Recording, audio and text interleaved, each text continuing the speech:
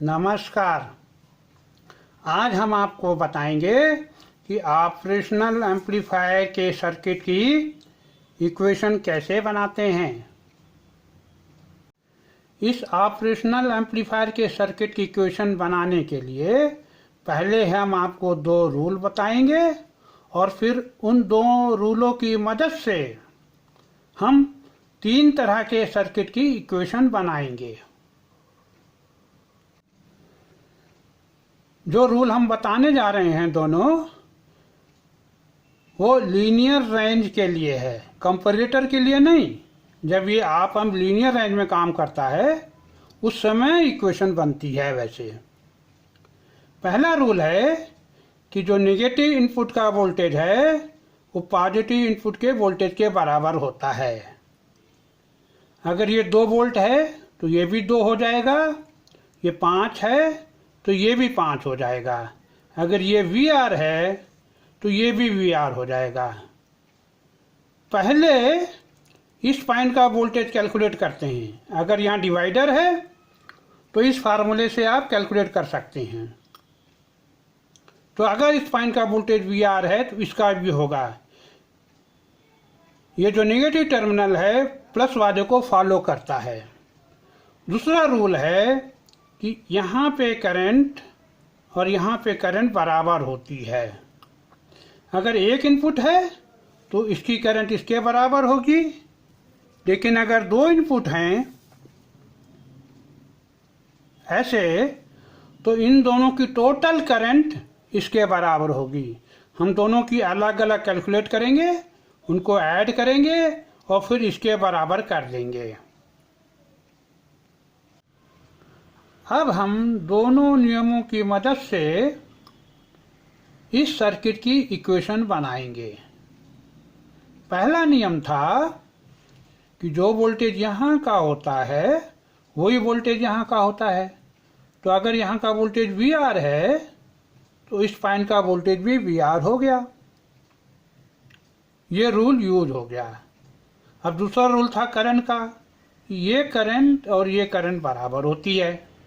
Current calculate करने के लिए हम यहाँ आपको समझाते हैं। अगर ये कोई रजिस्टर है, इस पॉइंट का वोल्टेज V1 है, इसका V2 है, तो इसके क्रॉस वोल्टेज आएगा V1 माइनस V2। और अगर वोल्टेज में हम रजिस्टेंस से डिवाइड कर दें तो करंट आ जाती है। तो इसमें करंट आ गई V1 minus V2 divided by R।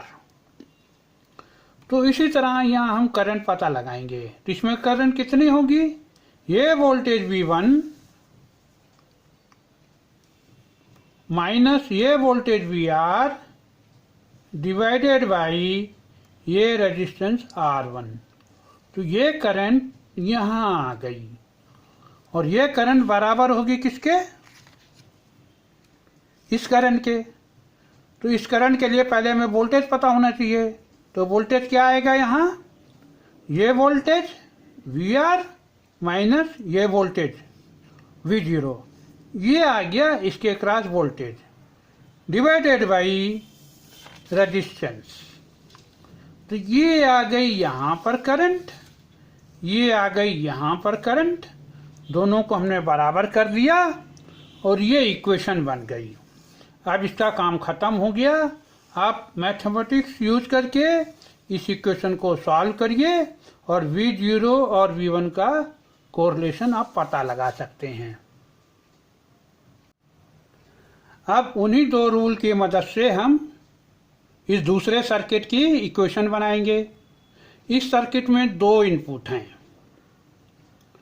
तो पहला रूल क्या था कि जो वोल्टेज यहाँ होगा वो यहाँ होगा। अगर ये VR है तो इस पॉइंट का वोल्टेज भी VR हो गया। दूसरा क्या था, हमने बताया था आपको कि ये टोटल करंट इसके बराबर होगी। अगर एक रजिस्टर है तो यही करंट इसके बराबर होगी। अगर 2 रजिस्टर्स हैं तो दोनों की करंट ऐड करना पड़ेगा, ये टोटल इसके बराबर होगी। तो पहले इसकी करंट हम निकालते हैं। इसकी करंट कितनी होगी? ये वोल्टेज माइनस ये voltage divided by resistance R1। तो ये आ गया V1 minus this V R divided by R1।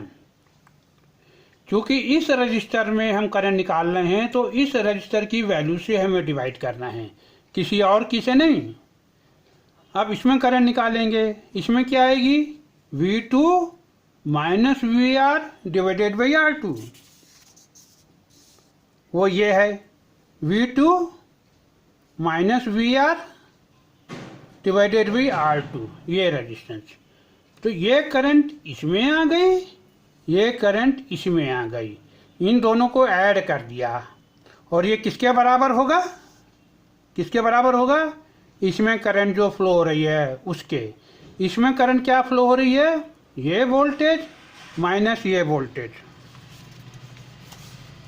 ये VR है माइनस ये V0 है डिवाइडेड बाई ये रेजिस्टेंस R। जिस रजिस्टर में करंट फ्लो हो रही है उसी रजिस्टर से डिवाइड करते हैं। तो ये करंट प्लस ये करंट बराबर हो गया ये करंट। ये इक्वेशन बन गई, इसको आप सिंप्लीफाई कर लीजिए सिंपल मैथमेटिक्स से, आपको V0 और V1 में रिलेशन आ जाएगा। अब यहाँ हमने VR लिख दिया है, ये भी एक इनपुट हो सकता है। अगर यहाँ पे भी इनपुट है और रजिस्टर लगे हैं तो पहले इससे आप यहाँ का वोल्टेज पता लगाइए। हमने बताया था आपको पहले इस पॉइंट का वोल्टेज पता लगाना है, वो वोल्टेज यहाँ आ जाएगा, फिर करंट की इक्वेशन बनेगी। मतलब 3 स्टेप हैं, पहला इस पॉइंट का वोल्टेज पता लगाना, फिर वही वोल्टेज यहाँ ट्रांसफर करना और फिर ये करंट और इस करंट को बराबर कर देना। वही हम तरीका अप्लाई कर रहे हैं और ये इक्वेशन बन जाएगी आपकी। अब हम तीसरे सर्किट पे आते हैं। ये तीसरा सर्किट है, इसमें हमने कैपेसिटर ऐड कर दिया है। तो इस सर्किट की इक्वेशन हम उन्हीं 2 रूल्स की मदद से बनाएंगे। पहले रूल के हिसाब से इसका वोल्टेज इसके बराबर होगा, तो अगर ये VR है तो ये भी VR होगा, तो इस पॉइंट का वोल्टेज VR हो गया। उसके बाद हम क्या करेंगे, दूसरे रूल के हिसाब से इसकी करंट और इसकी करंट बराबर कर देंगे।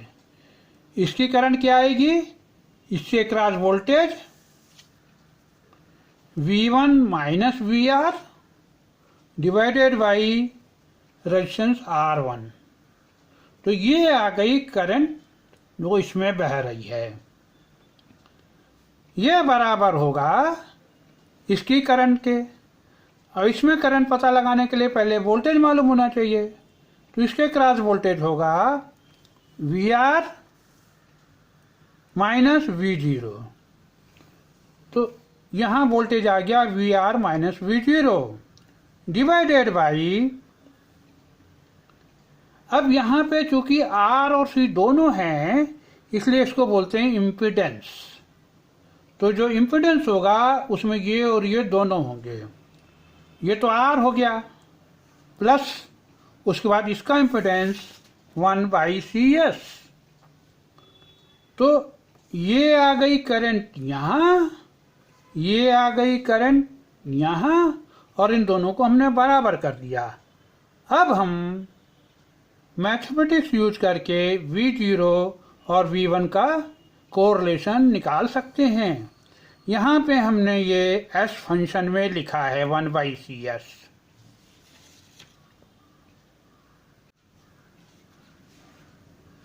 ये दोनों रूल हमने अपने बहुत से सर्किट में यूज किए हैं।